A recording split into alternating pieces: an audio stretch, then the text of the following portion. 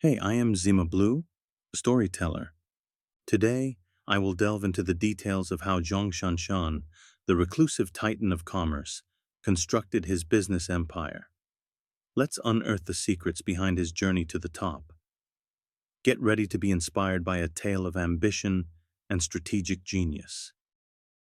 In 2009, Nongfu Spring set out to conquer the drinking water and beverage market, with ambitions to establish a beverage empire.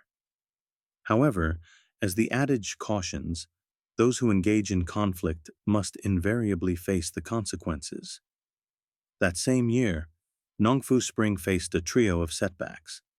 In June, a former Master Kong executive implicated Nongfu Spring as the manipulator behind the so-called Master Kong water scandal. Furthermore, it was revealed that the water quality of Qiandao Lake, a source for Nongfu Spring, had deteriorated to the point where it was deemed unsuitable for human consumption. This revelation quickly stirred a media frenzy and public outrage. In response, the Zhejiang Provincial Environmental Protection Department conducted a thorough investigation and, alongside experts, affirmed the overall excellence of Qiandao Lake's water quality, identifying it as one of the nation's finest reservoirs. Notwithstanding, the conflicting reports created confusion and skepticism among consumers, with some cynically suggesting that corporations play games with people's trust.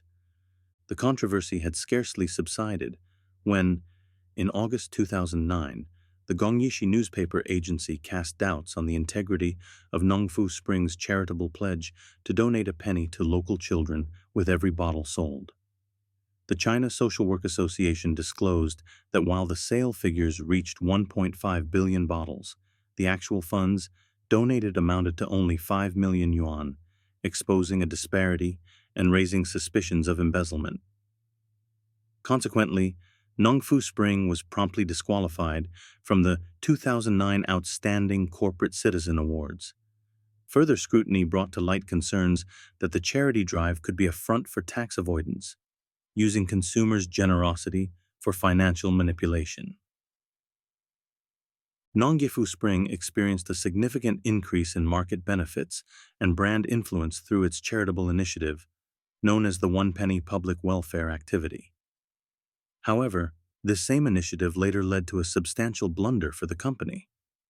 In response to the backlash, Nongfu Spring issued a public statement claiming innocence and revisiting a prior incident concerning their water source, implying it was part of a series of calculated and intentional acts. Despite the barrage of criticism, Zhong ShanShan stood firm, refusing to submit. Furthermore, the company launched bold counteractions against Gongyishi newspaper agency and the Chinese Association of Social Work, even going as far as filing a defamation lawsuit in Hangzhou, demanding a public apology and 5 million yuan in damages for reputational harm from the Gongyishi newspaper agency. Within a 6-month span, Nongfu Spring brought legal actions against 4 media outlets, including those previously sued over the water issue. In court, Nongfu Spring engaged in semantic debate concerning its One Penny Sunshine project, which ran from April to December 2002, with the slogan promising to bring joy through sports to 200,000 children by 2008. The company had publicly committed to a 2002 to 2008 timeline, which most understood to mean 6 years of support for sports equipment. However, their courtroom defense argued that the equipment donated in 2002 was intended to last until 2008, ensuring the children's enjoyment of sports for those 6 years. Ultimately, Nongfu Spring decided to retract its lawsuit. What was initially a positive public service event had been tainted by their own actions. The challenging times of that year had yet to subside. In November 2009, the Haikou Municipal Administration for Industry and Commerce alarmed the public with a consumer warning. According to preliminary sampling tests, the total arsenic levels in 3 beverages, from Nongfu Spring and the Uni-President Enterprises, were above the accepted limits. This news relating to food safety shocked citizens nationwide, with numerous internet users mockingly referring to the brand as Nongfu Spring has a bit of poison, and resolving to stop purchasing those beverages. The situation escalated as approximately 492 websites reported on the incident, and headlines such as Nongfu Spring, seen as slightly toxic, and Nongfu's Orchard's water-soluble C100 peach drink found to contain arsenic compounds emerged in the media. On November 30th, 2009, Nongfu Spring held a press conference addressing the contamination issue. The venue at Hangzhou Shizi State Guest House was overwhelmed with attendees.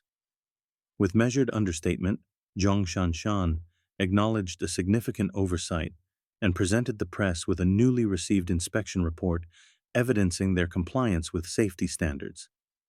He then castigated the Haikou Municipal Industry and Commerce Administration for their procedural violations at various stages, including sampling, notification, publication, and retesting.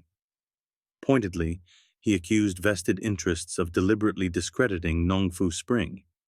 He estimated the damage from this incident to exceed 1 billion yuan. The following day, December 1st, 2009, a retest performed by the Comprehensive Testing Center of the Chinese Academy of Inspection and Quarantine vindicated the three beverages from both Nongfu Spring and Uni-President Enterprises, proving their compliance. Consequently, the Haikou administration retracted its prior assertions, attributing the false alarm to obsolete instrumentation and faulty testing practices. While Nongfu Spring accepted an apology from the Hainan Administration for Industry and Commerce, they reinforced their stance that the tests had been subject to premeditated tampering, insinuating foul play in the saga. The arsenic scare proved to be a false alarm for Nongfu Spring, but it seriously hindered sales in southern China, with the sales volume for the implicated products dropping by 50% compared to pre-incident levels. A Sina.com survey involving over 150,000 participants revealed that only 24.7% still trusted the safety of Nongfu Spring's drinks, while 57.6% said they wouldn't buy the products again. After facing three troubles within a year, embracing conspiracy theories seemed to become Nongfu Spring's go-to PR strategy. If earlier issues seemed like mere ripples to the enterprise, the tidal wave of the 2013 public relations crisis nearly sunk the behemoth that is Nongfu Spring. In March of that year, 21st Century Network released a report alleging that multiple unopened bottles of Nongfu Spring's 380 milliliters natural water contained black unidentified substances.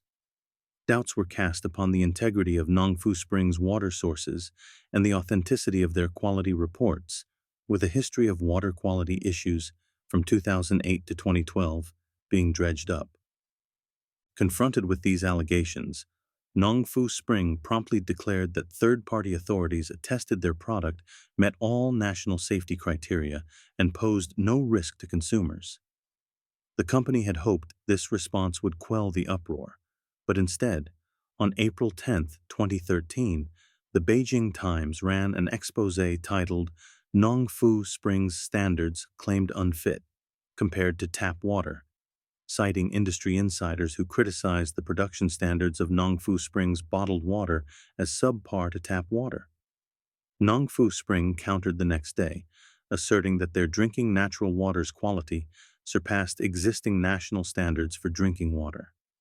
They invited media and consumers to compare their water source and production process with those of their competitor, Robust Group, and insinuated this was a deliberate attempt by the Robust Group to tarnish their reputation.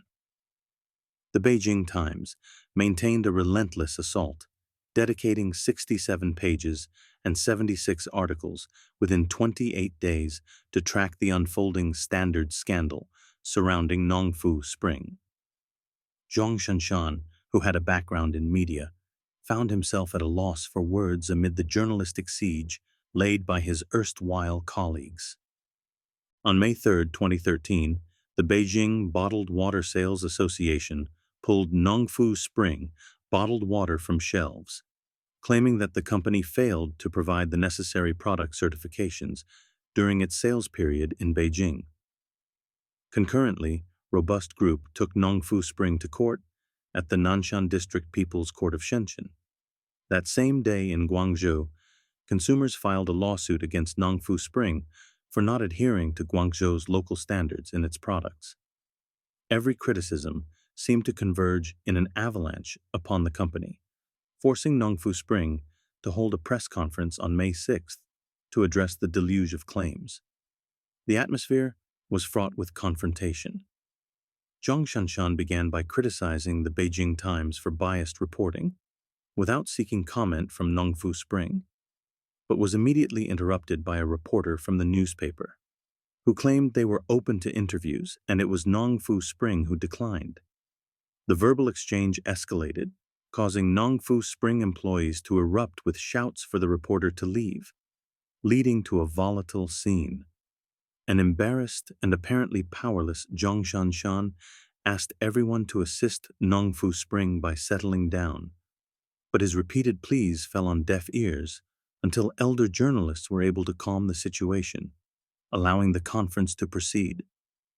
Zhong ShanShan explained that China's food standards comprise two complementing frameworks: the health standards system and the quality standards system. The national standards for bottled drinking water address safety and are quite basic, thus enforceable regardless of the bottle's labeling. The quality standards, like those for Zhejiang's bottled natural water, come into play once labeled by producers on their products. Zhong ShanShan also addressed allegations of inferiority to tap water, stating that the country's food safety law mandates all production of drinking water to meet at least the national domestic drinking water hygiene standards, which stipulate 106 benchmarks. Regardless of Nongfu Spring's own standards, these mandatory requirements must be met. Following his explanation, the subsequent question and answer session devolved into a heated exchange with the Beijing Times reporter, with 8 rounds of debate pushing the press conference to the brink of chaos. Ultimately, Zhong ShanShan announced on-site a decision to cease operations in Beijing, shutting down a factory that served over 100,000 users, citing that dignity outweighed financial motives. Nongfu Spring's refusal to submit to what he termed media persecution or disparage its own dignity led to its decision to leave the Beijing market. Yet, this withdrawal seemed to cast Nongfu Spring as a tragic figure in the ongoing narrative. During these times, Lu Guangqiu, who was known alongside Jack Ma and Zhong Qinghu as a key Zhejiang entrepreneur, sent a 19-character fax to Zhong ShanShan amidst the uproar, reading, "Comrade ShanShan, stand firm, harbor no resentment, introspect. If you're righteous, start afresh." Furthermore, Nongfu Spring announced a lawsuit for 200 million yuan against the Beijing Times, brought before the Beijing 2 Intermediate People's Court. The fallout from the Standard scandal significantly weakened Nongfu Spring, prompting the company, and particularly Zhong ShanShan, to adopt a more understated profile. However, in 2015, Zhong ShanShan broke his silence on the matter, revealing that the impact was so dire for Nongfu Spring that the company had yet to fully recover. The lawsuit against the Beijing Times was resolved in 2017 with Nongfu Spring's dismissal of the case, alongside a statement declaring their action a reluctant reflection of their disillusionment with the legal process. In the ever-evolving landscape of the Internet era, where the bottled water industry's tumults have been quickly forgotten, Zhong ShanShan emerged like a swordsman who, after a precipitous fall, unexpectedly uncovers a secret to mastery. After years of retreat, he resiliently staged a dramatic return in 2020. If you enjoyed unraveling the story of Zhong ShanShan with me, don't forget to hit that like button and subscribe to the channel for more captivating tales of remarkable figures and events from China's recent history. Your support helps us keep the stories coming. Thank you for watching, and I'll see you in the next episode.